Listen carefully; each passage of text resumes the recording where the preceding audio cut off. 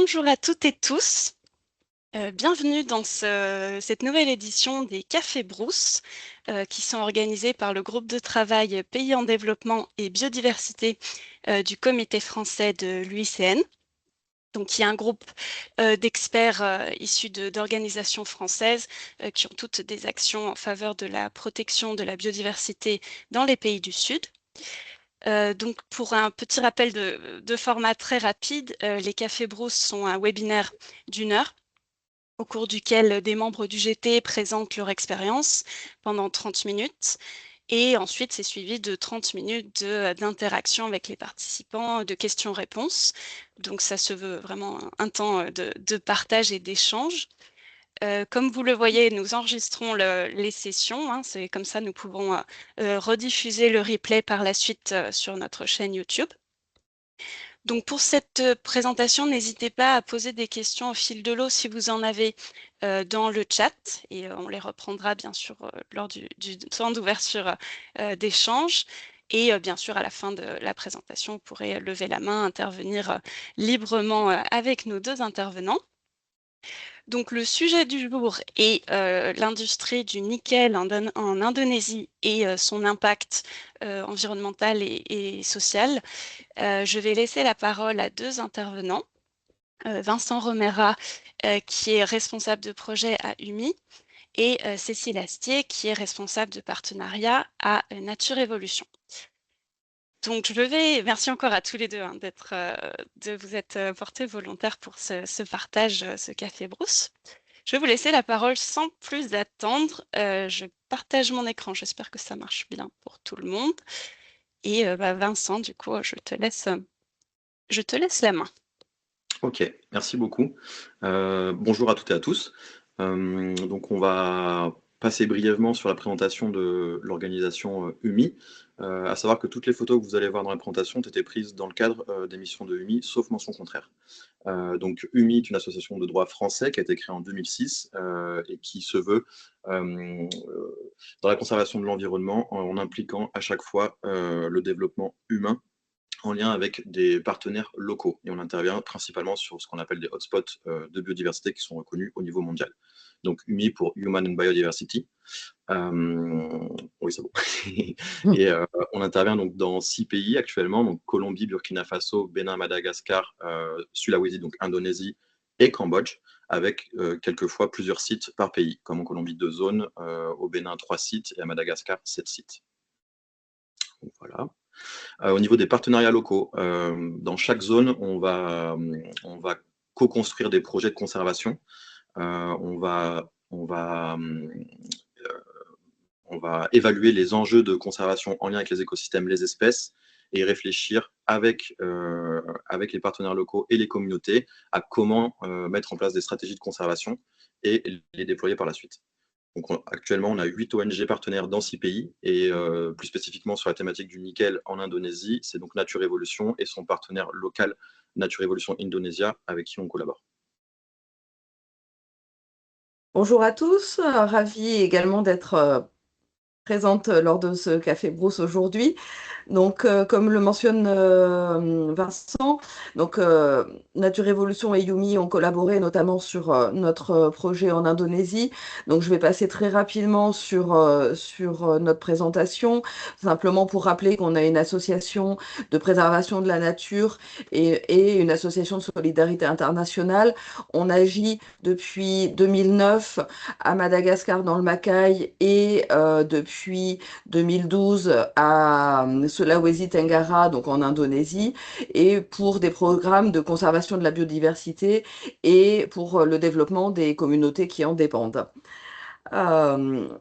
Slide suivante pour un rappel de l'ensemble de nos activités en Indonésie. Je pense que je ne vais pas détailler les projets, mais ce qu'il faut vraiment garder en tête, c'est qu'on a des programmes qui sont holistiques, qui visent à adresser par le plus de moyens possible l'ensemble des menaces qui pèsent sur les écosystèmes qu'on cherche à protéger, et ce qui nous amène à développer des différents types de projets en lien du coup avec ces fameuses menaces. la dernière dans cette liste, mais non la moindre, l'impact des activités minières et notamment des activités d'extraction du nickel qui sont l'objet de notre présentation aujourd'hui. Donc je te relaisse la main, Vincent, pour... Ok, merci. Oui, donc sur l'industrie du nickel plus spécifiquement, il faut savoir que l'Indonésie est depuis 2018 le leader mondial de la production de nickel brut et raffiné, tous ses sous-produits, avec actuellement près de 60% de la production mondiale. Le numéro 2 de la production mondiale, ce sont les Philippines, donc qui sont voisins de l'Indonésie. Dans la répartition, on va dire, de ce qui est produit en tant que nickel, à peu près 27% actuellement de la masse produite est utilisée dans la conception de batteries. Il faut savoir que, par exemple, une citadine de type Zoé incorpore 40 kg de batterie, 40 kg de nickel dans sa batterie et un SUV environ 55 kg. Le reste de la production, dans sa quasi totalité, 70%, est incorporé dans la chaîne de production de l'acide inoxydable. Donc, où on mélange du minerai de nickel et du minerai de fer avec d'autres réactifs. Où se trouvent les stocks de nickel? Ils se trouvent dans ce qu'on appelle les sols ultramafiques. La majorité de ces gisements se trouvent actuellement en Indonésie, aux Philippines et en Nouvelle-Calédonie, dans ce qu'on va appeler des gisements latéritiques, donc des sols tropicaux chargés en différents métaux lourds, dont le cadmium, le plomb, le chrome hexavalent, le cobalt, mais aussi du mercure, et donc en plus du nickel. Et c'est des teneurs qui sont très élevées et ces métaux lourds sont renfermés dans ce qu'on appelle l'encaissant, c'est-à-dire les couches géologiques des sols ultramafiques. Et il y a donc deux processus de raffinage existants pour le nickel, qui sont tous les deux très polluants. Donc le RKEF et le HPAL. Donc il y en a un, c'est un four rotatoire à arc électrique, RKEF, qui monte à 1600 degrés, et le HPAL va utiliser des hautes pressions avec de l'acide sulfurique pour dissocier les deux sous-produits que sont le cobalt et le nickel du minerai d'origine. À l'échelle de l'Indonésie plus spécifiquement, donc on a une concentration de ce qu'on appelle les IUP. Les IUP sont les concessions minières délivrées par le ministère des Mines indonésien. Donc, on va avoir deux concentrations majeures en Sulawesi, qui concentre l'essentiel des surfaces, et dans l'archipel des Moluques, et principalement dans l'archipel des Moluques Nord, sur l'île d'Halmahera. Tout ça se trouve en plein cœur, vraiment en plein cœur du triangle de corail, et on a des surfaces qui sont actuellement de l'ordre de 1,1 million d'hectares, exclusivement pour les concessions de nickel, en Indonésie. Si on prend en compte, on va dire, l'industrie de la production de l'acide inoxydable, on monte à 2 millions d'hectares en Indonésie. Et comme vous pouvez le voir, on est en train de sacrifier des archipels entiers, comme l'archipel de îles Sula, qui est au milieu encerclé et en rouge, qui sont des gisements de minerais de fer. Et là, l'archipel est quasi intégralement couvert en fait par des mines. Vous pouvez voir également qu'il y a une superposition avec des KBA, donc les Key Biodiversity Area, ou zones clés pour la biodiversité, qui ne sont pas des outils de protection du territoire, mais des outils de valorisation des enjeux environnementaux et biodiversité à l'échelle planétaire, qui sont définis par exemple l'IUCN, BirdLife, et toutes ces organisations-là, et qui normalement devraient pouvoir aider les gouvernements, les États, à prendre en considération les enjeux liés aux écosystèmes et aux espèces sur leur territoire. Vous pouvez voir qu'ici, il y a une grande superposition entre les mines et les KBA, donc ce n'est pas pris en compte. Et donc, en Sulawesi, actuellement, on a plus de 660 000 hectares de concessions de nickel. Et pour la petite info, cette carte a été publiée par Mediapart en mai 2025. On peut passer à la slide suivante, s'il te plaît. Merci. Il y en avait une entre-temps. Juste pour info, voilà, donc deux écosystèmes critiques sur lesquels travaille Nature Évolution et sur lesquels on les a accompagnés l'année dernière lors d'une mission. L'archipel de Sombori dans la baie de Matarapé, qui est largement impacté par les mines de nickel. Et en bas à droite, vous avez une photo d'un lac temporaire qui est unique au monde, avec un fonctionnement hydrogéologique vraiment très particulier, avec des espèces endémiques nouvellement décrites du site, et qui est condamné à disparaître si rien n'est fait, puisqu'il y a un site de 5000 hectares, enfin, une concession minière de 5000 hectares qui a été octroyée par l'État en 2024. Et donc voilà, ils vont détruire un site unique au monde si rien n'est fait. En haut, vous avez un Kalawa cimier, donc qui est une espèce classée vulnérable, strictement endémique de Sulawesi. Et en bas à gauche, un mâle adulte, qui lui aussi est strictement endémique de Sulawesi, qui vit principalement dans les forêts ultramafiques, donc l'écosystème détruit par les mines de nickel, et qui est classé par l'IUCN comme en danger critique d'extinction. On peut passer à la slide suivante. Merci. La Sulawesi est intégrée à ce qu'on appelle le hotspot de Wallacea, On est sur des taux d'endémisme parmi les plus élevés au monde. 50% des vertébrés de Sulawesi ils sont endémiques. Et si par exemple on prend le cas spécifique des mammifères non volants, donc hors chauve-souris, chiroptères, on est à 98% d'espèces endémiques sur l'île. Au sein même en fait, de ce hotspot, on peut considérer que les forêts ultramafiques, du fait de leur géologie, sont un hotspot à l'intérieur du hotspot, si je peux me permettre, puisqu'on a une biodiversité unique qui se développe là, avec des écosystèmes présentant des espèces végétales qui sont adaptées à la présence de métaux lourds naturels dans les sols. Et donc, on est vraiment sur des habitats naturels uniques, et donc la faune qui en découle également va être très particulière. Il faut savoir que les forêts de Sulawesi ont été classées en 2024 par une publication très sérieuse comme parmi les écosystèmes les plus importants dans le monde pour conserver ce qu'on appelle la biodiversité irremplaçable. Et donc, Nature Évolution, entre 2023 et 2025, a mis en place ce qu'on appelle les expéditions Wallacea, dans le but de documenter toutes ces espèces et de tous les enjeux qu'on va avoir sur les zones où intervient l'ONG et où il y a des projets de conservation. En photo, vous avez l'anoa des plaines classée en danger, strictement endémique de Sulawesi, et en bas, un groupe familial de macaques bottés qui est strictement endémique de la branche sud-est de Sulawesi, considérée vulnérable. Il faut savoir que la biodiversité marine n'a absolument rien à envier à la biodiversité terrestre dans ce coin du monde, puisqu'on est vraiment sur le plus gros hotspot marin planétaire. Donc il va y avoir quelques autres images qui vont apparaître. Ouais, merci. Donc voilà, des récifs coralliens d'une valeur inestimable, des espèces de tortues marines qui sont présentes en quantité. En haut à droite, vous avez une tortue imbriquée, donc classée en danger critique d'extinction par l'UICN. En bas à gauche, une tortue verte dont le statut va dépendre des zones et des populations. Donc, comme on le disait, l'exploitation du nickel en Indonésie est vraiment positionnée en plein cœur, en plein milieu du triangle de corail. Vous avez donc sur la représentation cartographique en haut la densité d'espèces de coraux dans le monde.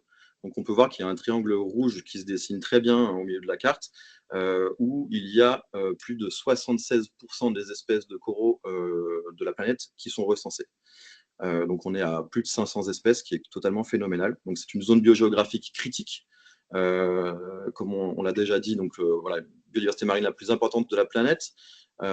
C'est pareil donc pour par exemple les espèces de poissons de récif. Il faut savoir que plus de 37% des poissons de récif décrites dans le monde sont présentes dans le triangle de corail. Il n'y a aucune équivalence sur Terre.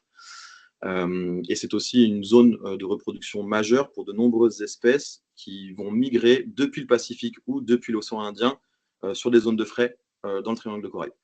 Et d'un point de vue humain, il est estimé que plus de 120 millions de personnes dépendent directement des ressources du triangle de corail pour leur survie. Au niveau des impacts de l'industrie du nickel, on va différencier les impacts en phase d'extraction et les impacts en phase de raffinage.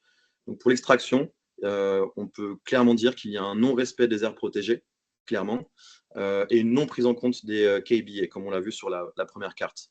Également, il existe un cortège de lois qui encadrent normalement l'exploitation minière, l'extractivisme en Indonésie, comme dans tout pays, mais cela non plus n'est pas appliqué. On peut constater régulièrement l'absence ou le sous-dimensionnement, mais souvent l'absence de bassins de rétention décantation, le non-respect de la distance de sécurité de 100 mètres vis-à-vis du littoral, vis-à-vis des rivières et des sources. Il n'y a, à notre connaissance, quasiment aucun site qui est restauré après exploitation. Et évidemment, les études d'impact environnemental soit sont bâclées, soit n'existent pas non plus. Donc il en résulte une destruction des écosystèmes critiques, dont des forêts primaires et des récifs coralliens, puisqu'en fait on a un lessivage et une érosion des sols donc, qui sont exploités sur les mines, qui conduit à du coup l'évacuation des sédiments miniers donc, qui sont chargés en métaux lourds, comme du cadmium, le chrome hexavalent et tous les autres qu'on a cités précédemment, donc qui vont passer dans les rivières, les fleuves et se retrouver forcément dans l'écosystème marin à la fin. Donc, on a une exposition des populations humaines à toutes ces substances toxiques, dont de nombreuses sont classées cancérigènes certaines, et on a des témoignages des populations locales, mais également d'ONG, et vous verrez après par la suite les photos, qu'il y a un effondrement des stocks halieutiques. Et ça, c'est rapporté non seulement en Indonésie, mais également aux Philippines. Donc, ce que vous voyez comme photos qui vont défiler, ce sont des images qui ont été faites en 2024 donc en Sulawesi Tenggara, et elles concernent toutes une aire marine protégée. Donc ce que vous voyez en fait comme étendue d'eau, c'est censé être une aire marine protégée et qui est enregistrée au WDPA, donc World Database of Protected Area. Donc c'est reconnu par l'UICN, c'est reconnu par BirdLife International. Et vous pouvez voir donc l'état des récifs coralliens avec donc différentes, peut-être qu'elles sont passées un peu vite, ouais, voilà, différents stades de sédimentation, on va dire, sur les récifs. Donc là, on voit clairement que le récif est en train de mourir pour arriver au final. Voilà, donc là, on est sur un paysage marin complètement détruit. Et la dernière image montre un site où, d'après les plongeurs, il y aurait presque 1 mètre de sédiments qui recouvrent les récifs coralliens. Donc on est vraiment sur un écocide sans précédent, on va dire, sur l'écosystème marin dans le triangle de Corail. Alors en phase de raffinage, il y a aussi des impacts qui sont lourds, puisque cette industrie génère énormément de déchets, notamment la production via ce qu'on appelle les HPAL, hein, qui produisent ce qu'on appelle des boues rouges. Des boues rouges qui sont chargées notamment en acide sulfurique, en cadmium et en chrome hexavalent. Ces déchets sont traités, soi-disant, mais il y a une opacité totale sur réellement leur stockage et leur élimination. Il y a aussi une demande énergétique colossale pour faire tourner ces industries, que ce soit les RKEF, donc les fours rotatoires, ou les HPAL. Il faut vraiment une source électrique massive. Et pour ça, on construit à tour de bras en Sulawesi et sur l'archipel des Moluques des centrales thermiques au charbon lourd, donc les Coal-Fired Power Plants, CFPP en anglais, l'acronyme, qui sont alimentés par du charbon qui est extrait à Bornéo. Donc c'est ce qu'on appelle la double déforestation, c'est-à-dire qu'on va déforester pour extraire le minerai de nickel. On va déforester les forêts primaires d'Halmahera, par exemple, et de Sulawesi, mais on déforeste également des forêts primaires à Bornéo pour extraire le charbon qui est aussi extrait de ce qu'on appelle les gisements surfaciques. Donc, ce ne sont pas des mines très profondes, on va grignoter énormément de surface pour extraire le tonnage nécessaire.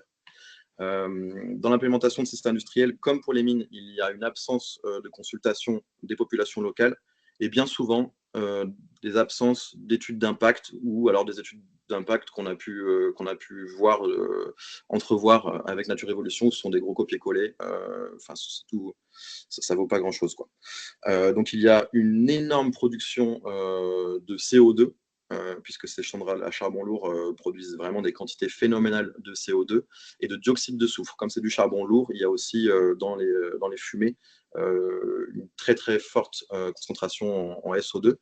Et un chercheur américain m'a aussi confié qu'il y aurait des résidus radioactifs dans ces fumées. Je n'ai pas réussi à vérifier cette information, mais c'est vrai qu'elle mérite d'être citée quand même. Donc, qu'est-ce qu'on fait de tous ces déchets toxiques aussi, puisqu'on est quand même sur une région avec une très forte activité sismique et un régime de mousson qui couvre plusieurs mois. Donc, que fait-on de tous ces déchets de type boue rouge? Où vont-ils? Que se passe-t-il avec ça? C'est une des questions aussi à laquelle on a du mal à répondre. Donc, comme pour les mines, le raffinage induit une destruction et une contamination des écosystèmes terrestres et marins, et une contamination, là encore, des populations locales, puisque aux abords de sites industriels, il y a des témoignages d'apparition de maladies cutanées et respiratoires, notamment chez les jeunes enfants.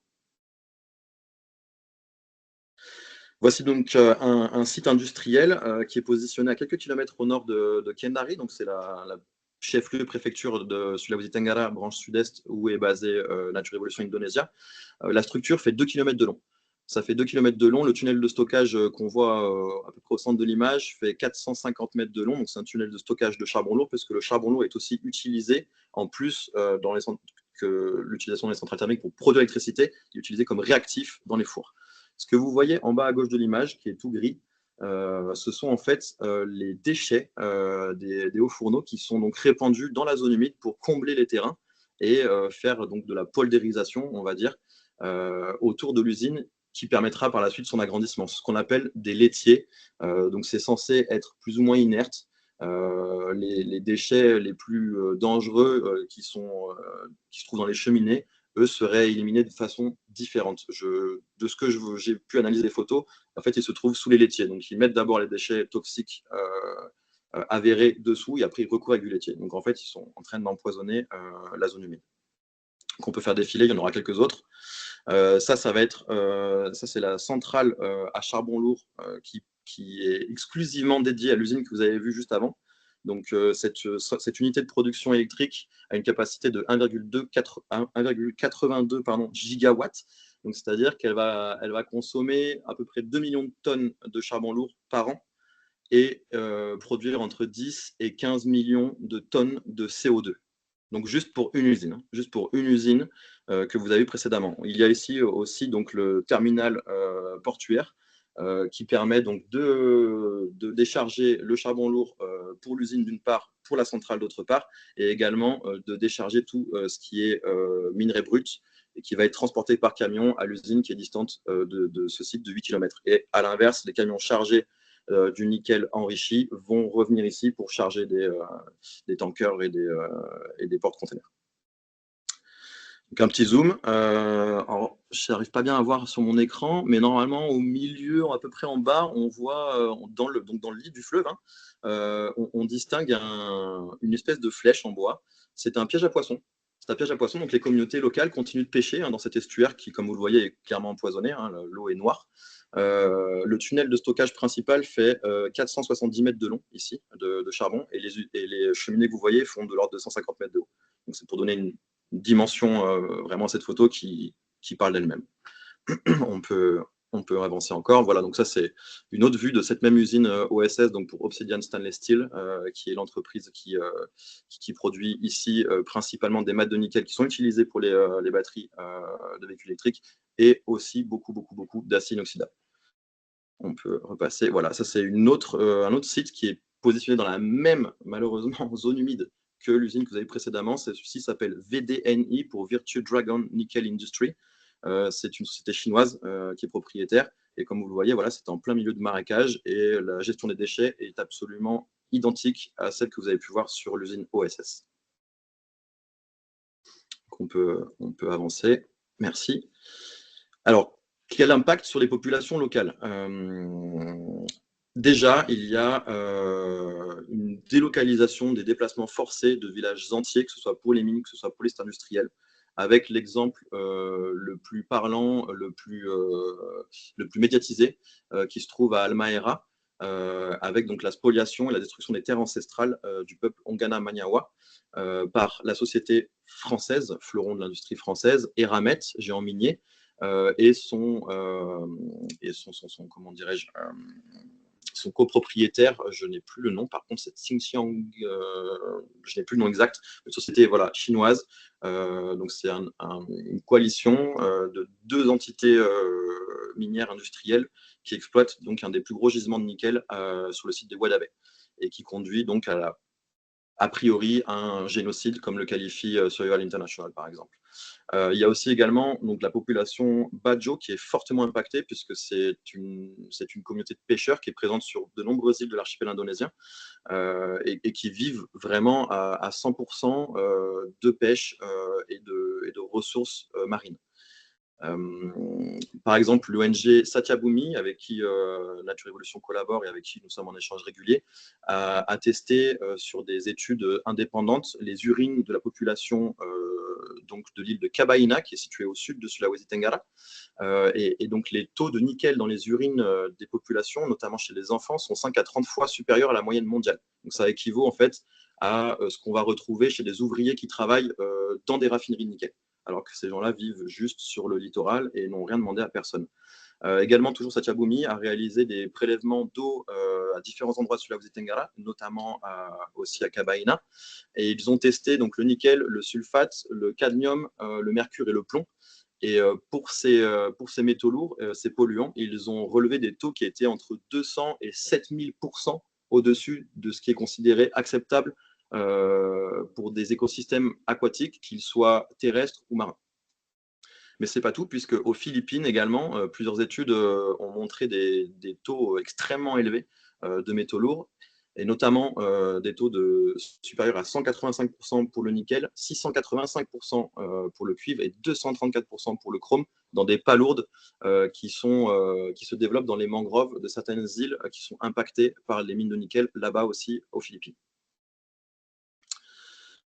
Alors, que fait-on donc pour essayer de divulguer, enfin de partager cet écocide majeur, hein, puisqu'on est clairement sur quelque chose de très grave, peut-être même un des pires écocides actuellement en cours au niveau planétaire. Donc en 2024, Reporter a bien voulu collaborer et produire un article donc vous avez le lien ici, qui s'intitule À cause des voitures électriques, un peuple indonésien risque l'extermination, donc en référence à ce qu'on racontait sur Halmahera et le géant français Eramet. Et par la suite, après plus d'un an de contact, de pression de tous les côtés, à contacter vraiment des dizaines de rédactions, on a réussi à avoir aussi un article dans Mediapart qui, pour la première fois, à notre connaissance, dans la presse internationale, a utilisé le mot écocide pour parler de l'industrie du nickel en Indonésie, de ce qui est en train de se passer, qui est gravissime. Également, on a mis en ligne, créé et écrit un site internet qui centralise l'ensemble des informations connues à ce jour et aussi l'ensemble des publications scientifiques et des articles de presse qui ont traité de l'écocide lié au nickel. Donc c'est nickelecocide.com, c'est assez clair comme, comme nom. Et voilà, à notre connaissance, c'est la seule ressource qui liste autant d'informations sur le sujet.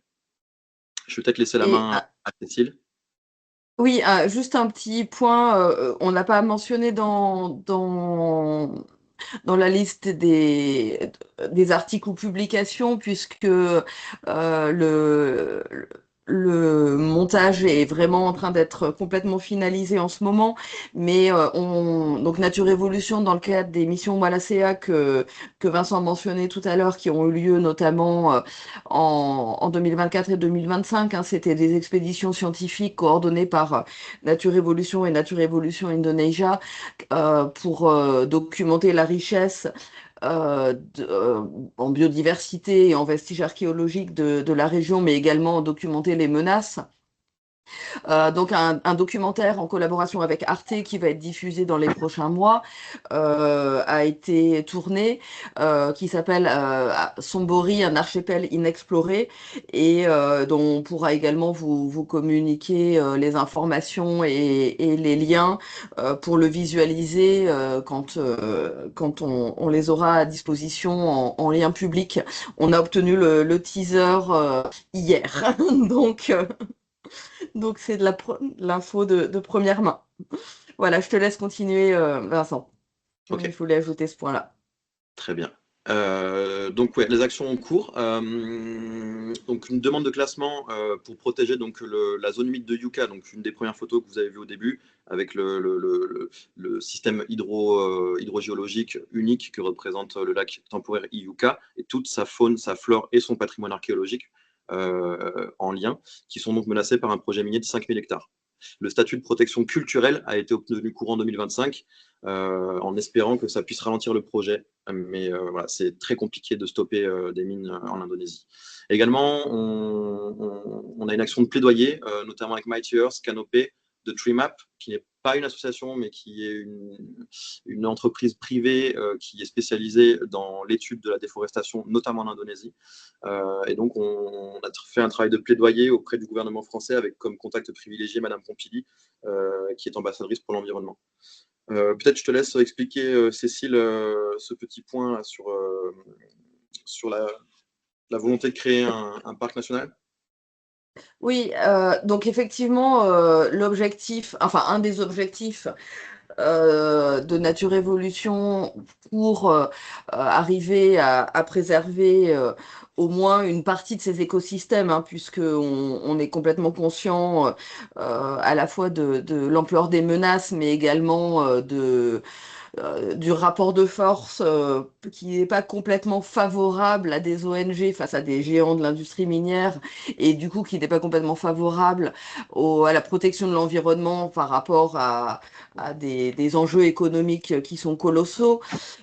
Mais donc un des objectifs de l'association pour pour arriver à préserver tout ou partie de ces zones, c'est de créer une aire protégée avec un statut de protection fort. Donc, on travaille aujourd'hui à la création d'un parc national sur la plus grande des forêts primaires de Sulawesi et qui sera, donc si on obtient gain de cause à la fois sur la création mais aussi sur la superficie et la zone de ce parc national, qui serait le deuxième plus grand parc national d'Indonésie.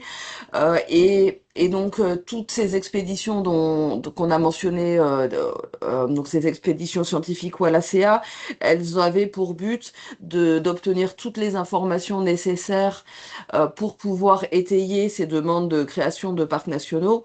Elles se sont terminées à la toute fin 2025, donc c'est extrêmement récent.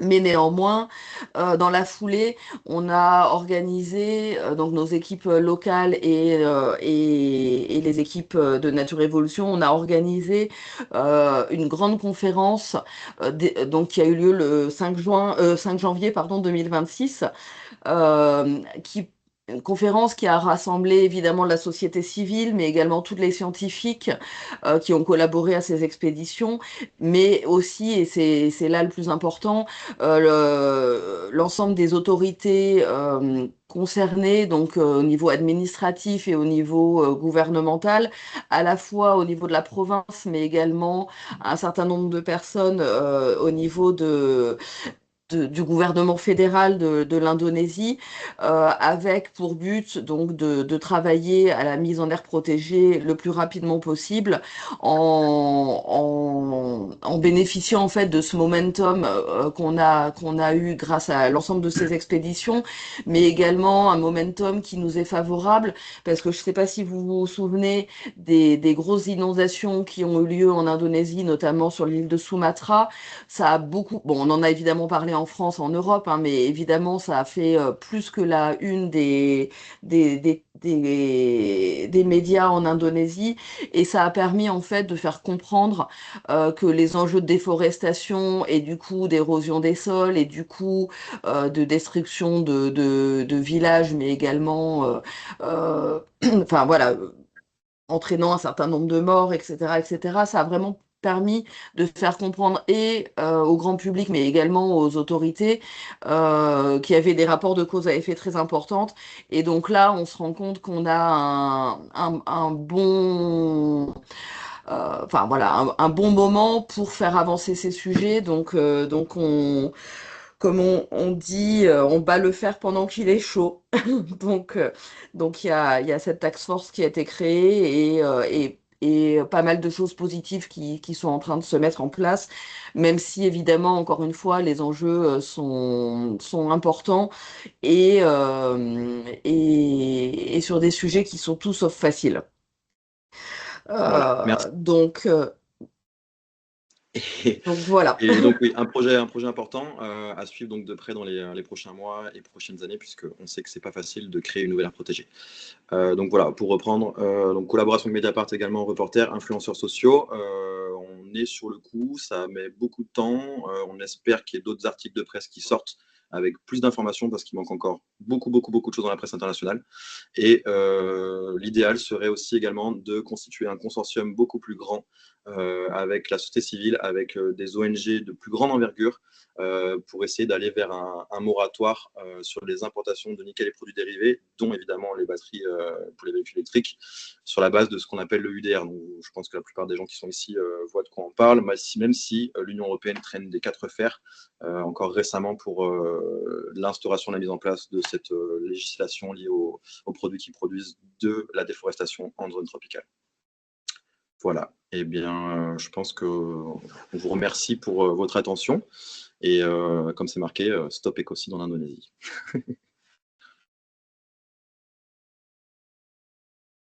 Merci Voilà. beaucoup. Merci à tous les deux pour la présentation.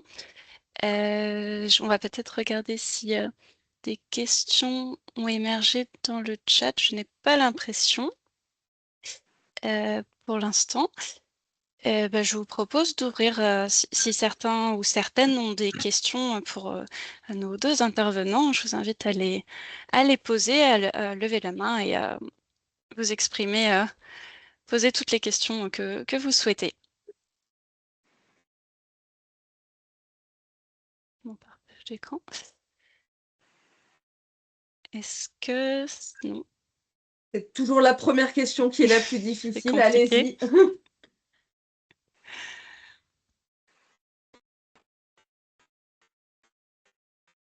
Allez-y. Ah oui.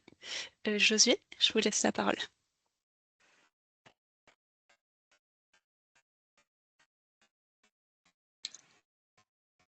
Ah, Josué, votre micro est fermé. Ah ouais, ah ouais. Ça Bonjour marche. à tout le monde.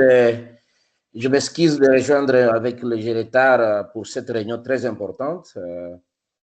Bon, je me présente, je suis Josué Aruna, je travaille comme un défenseur écologique en RDC et je travaille avec Congo Basin Conservation Society, dont je fais partie du mouvement de campagne d'écocide international.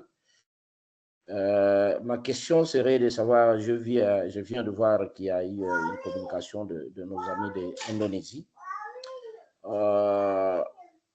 L'idéal pour moi, c'est de réfléchir comment nous pouvons réseauter afin que la campagne écocide internationale soit globalisante. Parce que, par exemple, pour le contexte de mon pays, avec tout ce qui se passe au pays, et dans un contexte très particulier, peut-être d'ici là, le mois prochain, mois de mars vers les 5, on va lancer la campagne ensemble avec les membres de la campagne Écosud comme Madame Patricia Locke et consorts. Mais on va lancer la campagne en RDC pour nationaliser la campagne. Et pour moi, ce serait de voir dans quelle manière les acteurs sociaux que nous sommes, nous pouvons donc avoir une connexion pour unifier nos efforts d'ensemble. Le problème du Congo ne soit pas seulement le problème du Congo, le problème de l'Indonésie ne soit pas seulement considéré comme problème de l'Indonésie, pour que la voix puisse monter à puissance et qu'on sache qu'il y a un changement qui est en train de s'opérer dans de grands paysages où il y a encore la biodiversité et d'importance mondiale. Merci beaucoup. Ok. J'ai envie de rebondir sur ce que vous dites. Moi, ça me parle beaucoup. Une question me vient tout de suite en tête, c'est est-ce qu'on est en face à de l'extractivisme qui est en lien avec la transition énergétique? Est-ce que, par exemple, c'est des mines de lithium ou de manganèse ou ce genre de choses? C'est ça, hein, ouais. Donc, effectivement, on pourrait envisager une coalition internationale qui dénoncerait l'extractivisme lié à la transition énergétique de l'Occident et maintenant de la Chine, hein, puisque c'est actuellement le plus gros parc de véhicules électriques au monde. C'est tout à fait intéressant. Et c'est vrai que Stop Ecocide International semblerait une organisation tout indiquée pour porter la cause. J'avoue ne pas avoir de gros contacts chez eux, donc si vous pouvez faire le lien, ce serait super. Ce serait super et on pourrait réfléchir ensemble à comment on peut faire. Oui. Je pense que le contexte est tel que vous venez de le signaler là-bas, parce que pour nous, par exemple, le contexte local en RDC, la question de la présence des Chinois, même avant-hier, là, on parlait, ils sont même dans les aires protégées et ils viennent avec la puissance économique, ils corrompent tout en passage jusqu'à violer même les lois du pays en exploitant les minéraux dans les aires protégées. Et c'est de là, partout, les minéraux stratégiques se trouvent partout. Parce que quand ils viennent, ils peuvent parler de l'or, mais tacitement, ils exploitent d'autres minéraux, d'autres jugements stratégiques. Nous-mêmes, nous avons produit au moins des rapports ensemble en collaboration avec Business Human Rights Resource Center, notamment pour la TFM Mining au Katanga et la Roche Mining et DFM. Malheureusement, la DSM, il y a le gouvernement congolais qui venait de suspendre d'abord les activités, mais ce sont des suspensions qui nous donnent la poudre aux yeux, mais du coup, ils ne vont rien en termes de dédommagement des communautés qui ont été impactées. Donc, c'est dans ce cadre-là que nous pensons que coaliser des efforts avec des acteurs qui seraient sur le terrain nous serons très disposés s'il y a des initiatives pareilles, mais on doit pousser à ce que Ecocide International vraiment soit intégré dans des instruments juridiques au niveau global et dans de grandes décisions. Merci. Je vous ai mis mon adresse mail dans le chat. Si vous voulez m'envoyer un email et qu'on commence à échanger par la suite, ce sera avec plaisir. C'est vrai que les enjeux de coalition pour porter ces sujets de manière coordonnée à plusieurs, au-delà des moyens qui sont quand même limités hein, de nos structures, c'est un enjeu qui est primordial, qui est tout sauf facile hein, à mener. Ne serait-ce que pour des questions de ressources humaines, de temps disponible, mais ça fait partie des grandes discussions, qu'on peut avoir au sein notamment des acteurs que Vincent mentionnait tout à l'heure, avec qui on travaille déjà au sujet de ces questions du nickel, notamment en Indonésie. Et on ressent vraiment un grand besoin de pouvoir porter ce message de manière plus forte, à la fois auprès du grand public, mais également auprès de décideurs, notamment politiques, hein, avec toutes les réglementations qui peuvent exister, notamment au niveau européen. Mais là, on se sent quand même très souvent David contre Goliath, et c'est pas simple, hein, c'est clairement pas simple.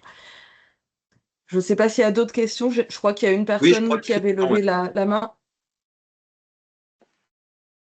Oui, tout à fait. Christian, si vous voulez prendre la parole, n'hésitez pas. Je vais rallumer ma caméra. Alors, bonjour à tout le monde. Je ne sais pas si vous me recevez ou si ma caméra est visible. très bien. Ok, super. Alors, je suis Christian Porot et bon, de formation, je suis ingénieur des mines et expert des questions d'évaluation et de gestion des risques. Donc, je suis camerounais, je suis basé au Cameroun et je coordonne les programmes d'une association appelée Action Pollution Communautaire qui est un partenaire du PPI. Donc, nous travaillons dans la partie septentrionale. Bon, heureusement, on n'a pas encore fini avec le projet avec PPI pour quelques contraintes un peu compliquées. Mais déjà, merci pour ce café qui, à double titre, m'interpelle parce que, voilà, comme j'ai dit, de formation, je suis ingénieur des mines. Et à double titre aussi parce que, disons, en triple titre, parce que, voilà, je travaille énormément sur les questions de conservation, et notamment de restauration des sites, parce que je suis un enfant né des mines. Donc, mon village maternel est complètement détruit au Cameroun à cause de l'exploitation de l'or. Et c'est un problème euh, vraiment catastrophique. Et l'autre chose, c'est que l'année dernière, je crois toujours même au même mois de février, si j'ai eu l'opportunité justement de visiter en Indonésie les sites qui ont été présentés récemment. Et ça m'interpelle justement par rapport à une question pour pouvoir emboîter le pas à ce que le frère de la RDC, Josué, vient de soulever. Par exemple, moi, la question, c'est beaucoup plus sur la notion de plaidoyer.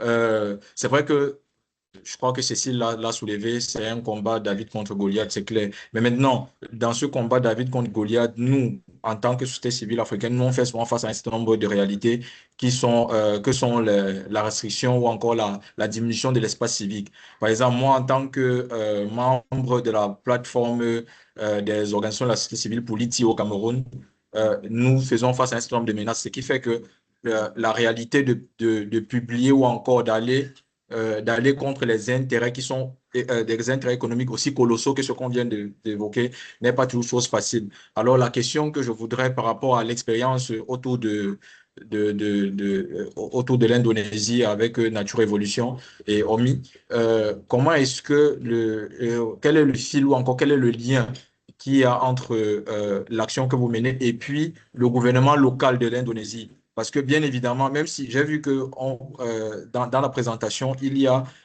des processus de plaidoyer, mais plutôt du côté français. Donc, sachant que l'industrie minière est une industrie à fort enjeu économique et de développement d'ailleurs pour pour le pays qui possède ces minerais. Quel est le rapport de plaidoyer? Est-ce qu'il y a un rapport de plaidoyer et comment est-ce que ça se passe entre ce que vous faites et puis l'État indonésien en lui-même? Donc, c'est vrai il y a d'autres questions qui vont me revenir là, mais je préfère d'abord m'arrêter à ce niveau-là. Merci beaucoup. Merci. Alors c'est vrai que dans la présentation, on a fait un focus sur les actions en France et en Europe euh, par rapport à ce qu'on a pu travailler ici, mais en réalité, notamment dans nos actions avec notre partenaire local, Nature Evolution Indonesia, on a un très très gros travail de plaidoyer, alors à la fois de sensibilisation, ce qui n'est pas exactement du plaidoyer, mais de sensibilisation des communautés locales pour que ils sachent à quoi ils sont exposés et puis que leur voix puisse être entendue, notamment par les gouvernements locaux, mais également nationaux. Donc ça, c'est une grosse partie de nos actions de terrain qu'on mène déjà depuis longtemps et qu'on continue à mener. Dans le cadre des expéditions qu'on a mentionnées déjà, on a fait un certain nombre de prélèvements également d'urine, de poissons qui sont consommés par les populations locales et on a des résultats qui sont en cours d'analyse. C'est pour ça qu'on les a pas présentés aujourd'hui, mais qui vont être très très proches de ce qu'on a présenté aujourd'hui. Et donc tous ces éléments-là qui sont des éléments scientifiques sourcés concrets viennent nourrir en fait le plaidoyer parce que le plaidoyer il doit s'appuyer sur des choses sur des données scientifiques les plus complètes et les moins attaquables possibles, donc il faut être extrêmement rigoureux dans tout ce travail et donc ça c'est tout ce qu'on a fait en 2024, en 2025. Et on l'a fait en incluant notamment les scientifiques indonésiens, puisque toutes ces expéditions ont eu lieu avec des scientifiques indonésiens. C'était à la fois une nécessité, euh, comment dire, une nécessité juridique, enfin, c'est-à-dire que les permis de recherche ne peuvent être donnés qu'à des Indonésiens et de manière extrêmement ciblée à des chercheurs internationaux si besoin d'avoir une expertise très pointue. Mais là, on a vraiment, à la fois parce que c'était la façon de procéder normale, nécessaire, mais aussi parce que c'est exactement comme ça qu'on voulait travailler. On a travaillé avec des scientifiques locaux, avec des étudiants locaux, et qui du coup ont pu se rendre compte en fait de l'ampleur des dégâts, l'ampleur des menaces et également la beauté des territoires qu'on cherche à préserver et en fait ils n'en avaient pas une connaissance de ces menaces aussi forte que ce qu'on pouvait en fait penser. Parce que finalement, quand vous voyez les images, vous lisez un article, ben oui, vous voyez bien que ça va pas, mais quand vous le vivez sur le terrain pendant plusieurs semaines en immersion, votre ressenti, c'est pas le même, et votre engagement à la suite pour justement s'opposer à ces pratiques dévastatrices, votre engagement, il est décuplé en fait. Donc ça fait vraiment partie aussi de notre stratégie terrain d'emmener les populations locales, les communautés, les scientifiques et aussi les journalistes, et aussi les autorités administratives. Et la réunion que je mentionnais qui a eu lieu au début du mois de janvier, hein, donc c'est récent, elle a permis des prises de conscience en fait. Euh, qui sont très importantes et qui font qu'en fait aujourd'hui notamment au niveau local les de districts de province s'emparent du sujet et le portent au plus haut lieu et également du coup au niveau fédéral de l'Indonésie. Et alors bien sûr que la route est encore longue, bien sûr que il y aura encore des obstacles conséquents, mais on a quand même le sentiment d'avoir franchi une belle marche en termes de comment dire, prise, enfin, vraiment en termes de comment les populations aujourd'hui s'emparent de ces sujets pour préserver avant tout leur environnement. Et c'est en ce sens-là qu'elles sont bien sûr les premières ambassadrices et les meilleures ambassadrices pour avancer sur ces sujets. Donc là, voilà, il y a des choses qui avancent sur le terrain et on travaille beaucoup, beaucoup, beaucoup en coalition avec de nombreuses ONG indonésiennes sur ces sujets-là.